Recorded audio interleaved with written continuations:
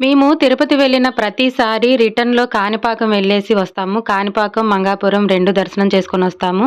అలాగే రూమ్ ఖాళీ చేసే దగ్గరే మేమున్న దగ్గరే వెహికల్ మాట్లాడేసుకొని ఇక కొండ దిగాము. కొండ దిగిన తర్వాత 5 ఇంపార్టెంట్ గుళ్ళు ఉన్నాయన్నారు. వాటిల్లో కపిల్ తీర్థం ఒకటి, ఇస్కాన్ టెంపుల్, ఇంకా శ్రీనివాస మంగాపురం, ఇంకా శివుడిది ముక్కోటి దేవాలయం. అక్కడ ముక్కోటి దేవాలయం దగ్గరే భోజనం కూడా చేసుకున్నాము. ఇక కాణిపాకం వెళ్ళి దర్శనం చేసుకున్నాము. ఫోన్‌లేమి మేము తీసుకెళ్ళలేదండి. కార్‌లోనే ఉన్నాయి. అక్కడ ఏవి కూడా చూడలేదు. కానీ నవరాత్రులు కావటంతో కాణిపాకంలో డెకరేషన్ కానీ, స్వామివారికి సంబంధించిన పూజలు గానీ చాలా విశేషంగా జరిగినాయి. తిరిగి సాయంత్రానికి మంగాపురం వచ్చాము. మేము వెళ్ళిన టయానికి అమ్మవారి దర్శనానికి గంట టైం పట్టింది. ఆ గంటలో మేము దర్శనం చేసుకున్న తర్వాత ఇక అక్కడే రైల్వే స్టేషన్ దగ్గరలో రెస్టారెంట్ ఉంటే అక్కడే టిఫిన్ చేసేసుకున్నాము.